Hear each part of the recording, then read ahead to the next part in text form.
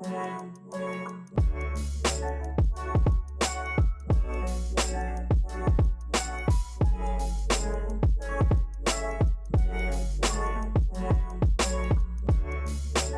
up, guys? Welcome back to the channel. This is TwoTenEast, back with another video talking about the K-drama Navillera. This week, I'll be talking about episodes 5 and 6. So for this video and for all the rest of the videos in this series, I'm going to be changing up the format. Instead of doing an entire play-by-play, I'm just going to be talking about my main takeaways from the episode. Basically, storylines or moments in the episode that I feel are the important things that need to be talked about. So with that being said, let's get started. So the first part of this episode is pretty much dedicated to Eun-Ho and her pursuit of happiness. After the really embarrassing moment she has with her boss when her boss tells her her evaluation, tells her she didn't pass, which was witnessed by everybody else, Chae-Rok, Mr. Shim, all of her co-workers, even Chae-Rok's other friend. Eun-Ho is obviously really upset, she's embarrassed, and she kind of just storms out. And Chae-Rok goes after her, and they have this talk, which I think is really important, where Eun-Ho kind of tells him that she feels like she's running on a treadmill. The only thing that's really changing is the background, whether it's high school, college, work,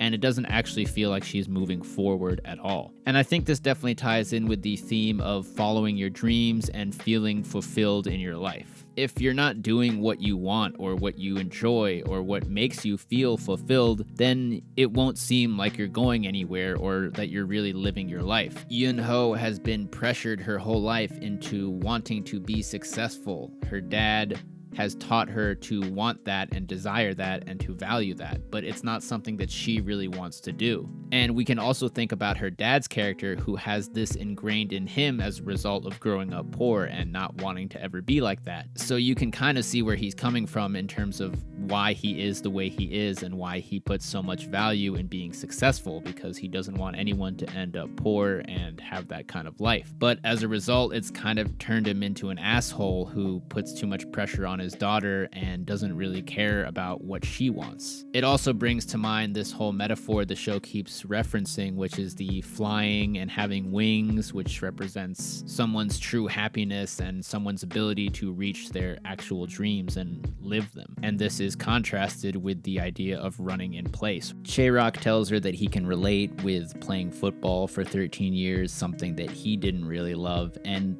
he also says that he had a similar relationship with his dad, who told him what to do and pressured him along a certain path. And I'm really glad to see how their relationship is evolving. It's starting with this foundation of being very meaningful and being able to relate to each other and support each other. So the question now is, can Eun-Ho find something that she truly wants to do, something that makes her happy? And she doesn't know what that is yet, but I'm hoping throughout the show that her character will continue to see that development and she'll get a chance to soar as well. Anyways, this was just a great episode for her character overall. I was really glad to see her stand up to her dad and finally just kind of tell him that I'm done with this. I'm done with your program for my life. And again, even though she doesn't know exactly what she's going to do next, just telling him this and breaking free of that cycle and that routine must feel like a really big weight off her shoulders. And yeah, there's just so many great moments. The moment where Mr. Shim performs his little ballet routine for her in the park, she kind of just laughs and she's like, oh wow. But you can tell she understands that here is a person in front of me who is pursuing and doing what he loves and makes him happy. And I think that just helps to reaffirm her decision.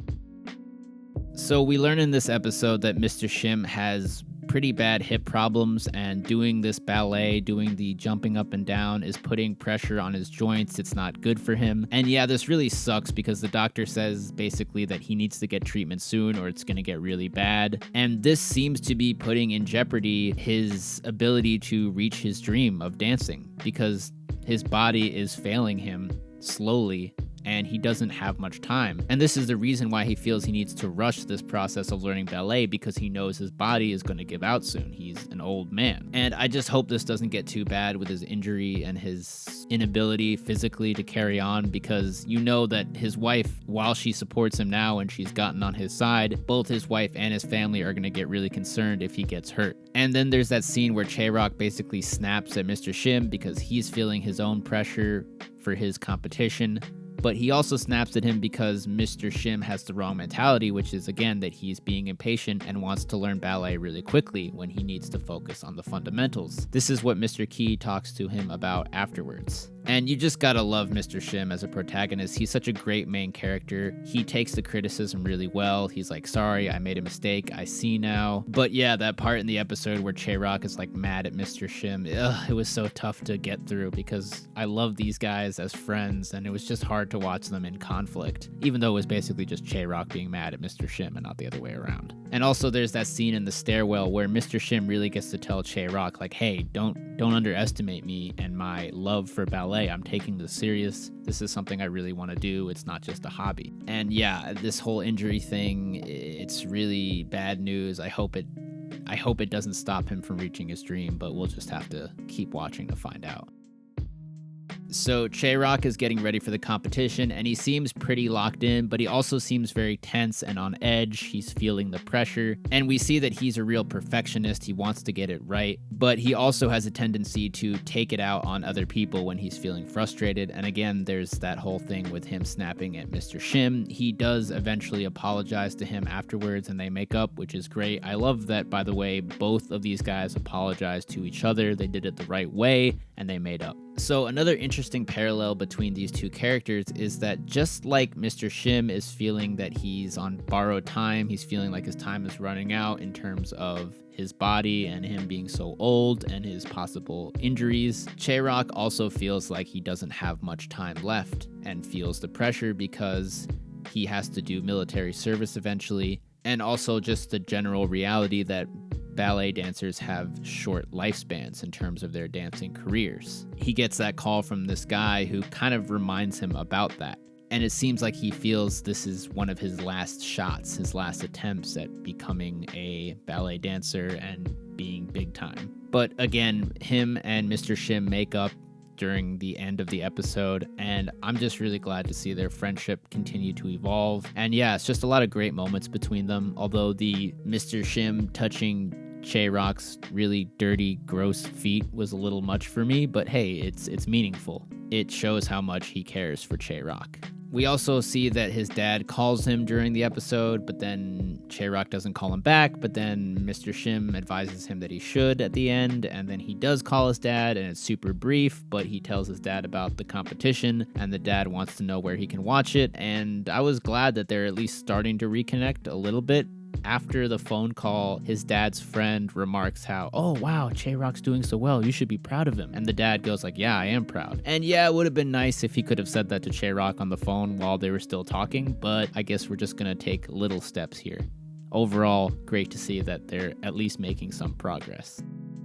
Okay, so the scene towards the end of the episode where Chae-Rok goes over to the Shim's household and has 2 meals there and also takes a nap was just an amazing scene. It was really wholesome, and this was pretty much exactly what I was hoping for in terms of how it went down. Chae-Rok gets some family closeness support vibes, which he so desperately needs, and Mrs. Shim gets to dote on a younger person since she sometimes feels, as we know, that her kids aren't around as much and she loves taking care of them. And yeah, the moment where he dances for them was really great. It's also nice to just see Mrs. Shim being so nice and to see her just on the good guy's side. And this scene is capped off with the great news that Chae-Rok makes it to the next round, and that's great, and I'm so glad he's got the support system around him, people to congratulate him on this achievement. So everything seems to be great, but then of course we get the blonde dude showing up at the end, and holy shit, what the fuck, the preview for the next episode, is he going to like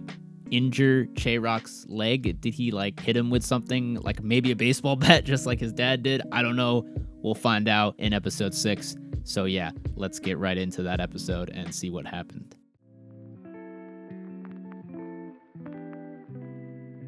So Chae-Rok gets injured. He gets into that kind of scuffle with the blonde dude who confronts him in the stairwell, and it didn't seem to me like it was the blonde guy's intention to send Chae-Rok flying down the stairs and get injured in that way. I think he was just trying to punch him. And after it happens, you can see how he's kind of shocked, and it seems like, yeah, he really didn't know that was going to happen and kind of feels bad for it. Maybe he puts his hand out as if offering to help Chae-Rok up, but we don't get to see what happens with that because then Mr. Shim shows up. And yeah, in the preview for the last episode, they really made it seem like it was going to be this massive injury where Chae-Rok was like injured and wouldn't be able to do anything for months or whatever, but it turns out it's only his ankle that's, I guess, sprained or something, and he's able to make a pretty good recovery within a week's time, but he's not actually 100%, and this is what prompts him to take painkillers so that he can keep practicing, and he's really pushing himself. And Mr. Key, who went through a similar experience when he was a ballet dancer, tells Chae-Rok that he should pull out of the competition because he doesn't want him to jeopardize his entire career, which is what happened with Mr. Key. He ended his own career by being too arrogant and not paying attention to his body and making sure he made a full recovery. And yeah, it's just really tough for Chae-Rok because first he has to go through the injury, then he pretty much recovers and feels like he can go, but he still has to wait and be patient. And we're seeing this recurring theme of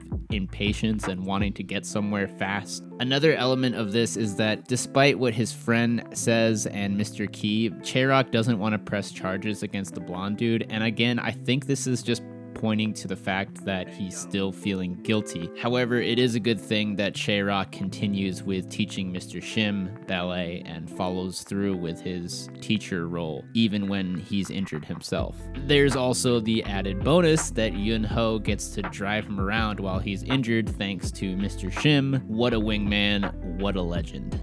And yeah, the injury seems to be a kind of blessing in disguise because it helps to further Eun-Ho and Chae-Rok's relationship since they're spending a lot more time together. So at this point, things are looking pretty tough. I really hope that Chae-Rok is able to fully recover and to realize that he shouldn't jeopardize his career by pushing ahead with this. On the other hand, I can totally see his point of view. That feeling that you think you can go, you think you're all the way there, and you want so desperately to get back to doing whatever it is that you want to do, that you love doing, and just not being able to quite get there. So I don't know about the rest of you guys watching this show, but I'm really hoping that the blonde guy comes over to the good side eventually, just like Mrs. Shim, and that's much less of a transition for her than it would be for him, but I'm still hoping for it because honestly, throughout the show, for all his bullying and tough talk and whatever, he always seems like he's about ready to break down and cry whenever we see him, and it's so obviously a front that he's putting up, and it's so clear that he's suffering inside. It's pretty easy to see through his kind of villain persona. There's that scene where Mr. Shim talks with him on the stairwell and he tells him that he can soar too. And the blonde dude was basically like, fuck you up until that point in their conversation. But when he's walking away and Mr. Shim says that to him, it seems like it actually got through to him. And at the end of the day, I think the blonde dude is a lot like Chae-Rok. He's somebody, a young person without guidance or someone to mentor him and believe in him and encourage him. He's looking for that too. And yeah, it might take a while, a couple more episodes, but I think it's possible that we could get him to see the light and get him to come to the good guy's side. Come on, Blondie. We're not buying that villain act anymore. Stop trying to be a badass. We know you're not. Now, despite everything I just said, I do have to admit to myself that it was pretty satisfying to see Chae-Rok's friend just pull up on the blonde dude and punch him in the face. I mean, what a friend. You can tell how much he cares about Chae-Rok, and he's so enraged by what happens to his friend. And it's actually pretty brave of him to walk up and do that when there's like 3 other bigger dudes standing there with the blonde guy. And yeah, of course, he gets his ass kicked for doing it, and they all gang up on him and beat him up. And this is like the second time in this same exact pool hall where stuff like this happens, and like, where is the staff? Where is the manager when this kind of stuff goes down? I felt the same way with the Mr. Shim thing where he comes in and challenges him to the pool game or whatever. Where is anybody who cares about what's going on in this pool hall? Like, why is no one threatening to call security? Why is no one trying to break it up? Wouldn't the staff and manager be pissed about this? What the All right, so during this episode, we also get a little more insight into how Eun-Ho is doing. She's feeling a little uncertain now about her decision since she's seeing in her like group text, I guess, that her other friends are getting jobs or promotions or whatever, and she's just having some serious FOMO. And yeah, it's tough. I mean, she's still looking for that something that makes her happy, the right career choice for her. And so far, the only real insight in terms of what she's found is that she likes to look at the clouds and the sky, and that makes her happy. Just watching. By the way, I totally agree with what she says about happiness being in little details and that you don't always have to do something big and grand to be happy or successful. It's something a lot of young people, including myself when I was younger, tend to fall into, this belief that the only way you can be happy or considered successful is if you are super famous or super rich, when in fact there's lots of different ways to be successful, there's lots of different ways to find happiness, and yeah, I just think it's a good message. But anyways, for Eun-Ho in particular, so I guess what she's learning so far is that she likes to just watch or something. I don't know if that's a hint of what she might want to do. Later on, we see she has this interview with like a radio company, and she might be a script writer or something. That scene was a little confusing to me. Did she set up that interview, or did someone else set that up for her? Because it seemed like she had no idea who that company was. She'd never listened to them before. So that was a little confusing. Maybe I missed something, I don't know. But they get up to leave because they're all offended that she doesn't listen to them or whatever, and she stops them. She's like, wait! And you think she's about to make some dramatic speech about finding herself or something, but it gets cut short. So I guess we'll find out about that next week, possibly. All right, lastly, the ending with Mr. Shim at the aquarium. What was that? Was that some symbolic thing? I'm trying to think off the top of my head right now as I'm recording this. He goes after that little girl who's lost and tries to find her, but then it kind of ends up as him just kind of wandering around and seeming lost himself, because the girl's just nowhere in sight, and all of a sudden there's like no one else in his part of the aquarium that he's in. And then the music gets all dramatic and Mrs. Shim's like freaking out, and she calls her kids, but they're not there, and then she calls Chae-Rok, and it's set up like this big thing, like, oh, what happened to him or something. And he's just kind of wandering around, and I just didn't really understand what was going on there, because in the preview for the next episode, it seems like he's fine. He's just chilling, like nothing happened to him. Anyways, guys, that's gonna do it for my review of these two episodes, 5 and 6. I hope you enjoyed. Be sure to let me know what you're thinking about this show or where it's going. And for the few people that are actually watching this series, I will see you next week.